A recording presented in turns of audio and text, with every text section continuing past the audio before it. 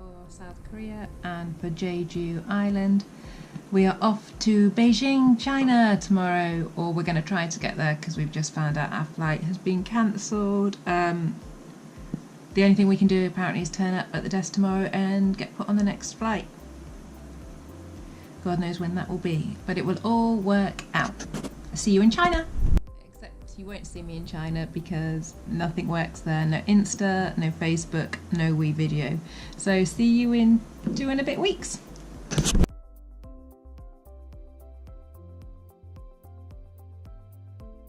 Off to China! So we get the airport bus from Jeju to Jeju International Airport, Jeju International Airport to Busan, Busan to Beijing, and we arrive at exactly the same time as we should have done if our flight hadn't been cancelled. Thank you, Air Korea. Welcome to our new series, #LoungeLife. How's it going being a lounge lizard? Loungy?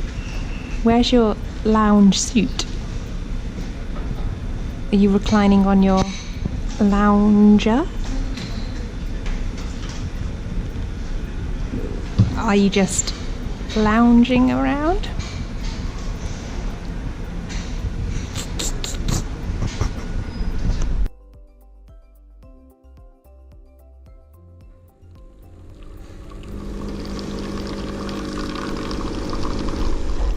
Lounge life.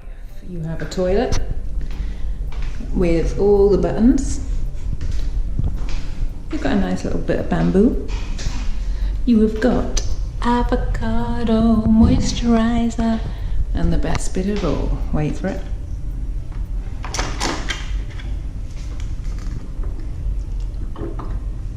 Yep, that would be dispensable mouthwash.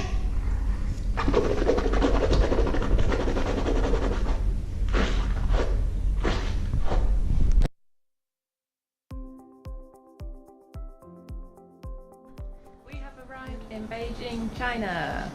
So after getting our 2 flights and a taxi here, we arrived safely about 2 a.m. Korea time last night, which was 1 a.m. China time. Our taxi cost 150 RMB, which is about £15, maybe slightly less, and we found that it was much easier just getting a taxi from outside from the taxi rank rather than getting something pre-booked, because it was 3 times the cost if you did that. As long as you kind of made sure they used the meter, it was absolutely fine. And they go in for warm soya milk for breakfast here for the cost of 30 pence. So we're here in Tiananmen Square, obviously a really popular tourist destination in Beijing. It took us quite a lot of effort just to actually get into the square. The entire place is surrounded by a kind of security check, which has got different entrances, some of which you can get through if you're in a tour group, which made it quite difficult for us. None of it was signposted, so we didn't know which ones to actually go through. Some of the security checks seem to require a passport, which we didn't have. We managed to get through on my driver's license, but it might be an idea to bring passports out for the rest of the trip. There's different buildings all around the edge of Tiananmen Square, some of which are signposted, others which aren't. It's not very clear where the entrances to all these places actually are, so it's a little bit confusing, and obviously with the large numbers of people and the massive tour groups everywhere, it's not that obvious where to go to.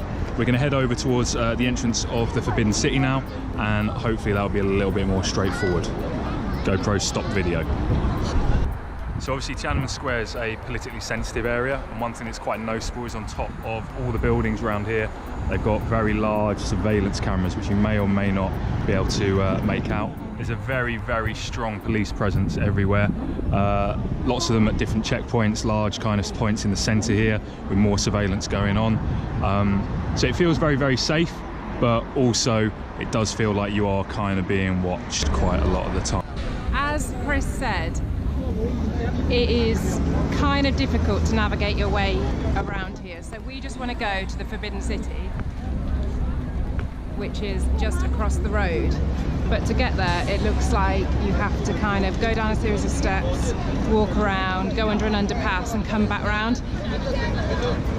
Do not expect to just nip in and nip out of this place. You need to dedicate a whole morning just to kind of work out where you're going, and people walk into you a lot. Would you agree? They walk into me. No, they don't walk into Chris, but they walk into me a hell of a lot. There is a lot of style going on around Tiananmen Square. So there is a trend that we have noticed in China. The men do, well, they roll up the bottom of their t-shirt to reveal their lower abs, for example. And they walk around like that. Not something that we're going to be copying. There's a lot of caps and Burberry hats and crazy tour group t-shirts as well. And here is the entrance to the Forbidden City. This guy has stopped Chris because he's the tallest man he's ever seen. There we go. So we've made it now to the entrance to the actual Forbidden City. We've got to go and buy a ticket in just a moment. Obviously really busy. We didn't bother to get up early to try and beat the crowds, and the crowds have definitely come at the same time as us. So it may well have been worth getting up a little bit earlier, but obviously our late flight last night meant that we weren't really in the mood for that. GoPro stop video. GoPro stop video. GoPro stop video. GoPro stop video. GoPro stop video. First veil of China. You need your passport to get into the Forbidden City. So to buy tickets, you need a passport for each person that is entering. So we're going to walk back to the hostel, go get the passports, and come back for take two. Things that I didn't think were obvious before coming here, and I hadn't read anywhere. It takes so long to get from A to B because you can't just cross a road. You have to go under a subway. You then have to have your bag checked, be searched. They'll do like swabs on your water, and that's effectively just to cross a road, especially around Tiananmen Square and the Forbidden City. So make sure you build that into your itinerary time. When they say you need a whole day to do it, you really do, because of the kind of crossing issues. This is the alleyway that leads to our hostel. We're staying at the Granary Hostel. It's been really good. It's got a 24-hour front desk. They've been really helpful with replying to emails and providing directions.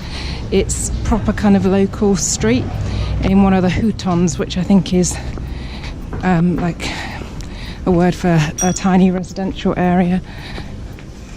There's people on bikes everywhere. There's also public kind of toilets and washrooms, because I don't think all the houses have access to that. And it's really cool. So we've just gone back to the hostel and got hold of our passports, having taken a very long route all the way around Tiananmen Square, down the back of the Forbidden Palace, back up the side of the Forbidden Palace, over the main road, round back Tiananmen Square, and then back to the hostel. But hopefully it's not been a complete waste of time, because on our diversion we went past what looks like a very promising restaurant called Veggie Tiger. And it's vegan! So we're going to go and get some lunch, get some calories in us, and then face the excitement of going back through all the security checks, over all the barriers, and hopefully make it into the Forbidden City for the rest of this afternoon. This is where we've ended up, a vegan restaurant called Veg. It's absolutely beautiful inside, really well decorated, cutlery's amazing, and the food kind of looks like this. So a huge menu of just vegan treats. So we know we can eat here safely. The restaurant is called Veg Tiger. It's got things like massive great big bowls of rice. How happy are you? No sneaky meat. And it's just off Tiananmen Square, so pretty easy to find.